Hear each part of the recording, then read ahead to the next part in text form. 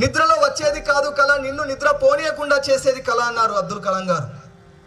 అలాంటి లక్ష్యం మీ మైండ్లో ఉంటే మీరు ఆటోమేటిక్గా చదువుతారు, ఆటోమేటిక్గా వస్తారు, ఆటోమేటిక్గా మంచి హ్యాబిట్స్ కలిగి ఉంటారు. అలాంటి ఒక గొప్ప లక్ష్యాన్ని మీరు నిర్మించుకోవాలి. అలాంటి గొప్ప లక్ష్యాన్ని మీరు నిర్మించుకొని గొప్ప వ్యక్తులుగా తయారవ్వాలనేదే ఈ పాఠశాల యొక్క ఉద్దేశం. దానికి మీరందరూ కూడా సహకరించాలి. ఏమవ్వాలి? మనమందరం కూడా లేబర్ అవ్వద్దు. ఏమవ్వాలి? గట్టిగా ఒకసారి,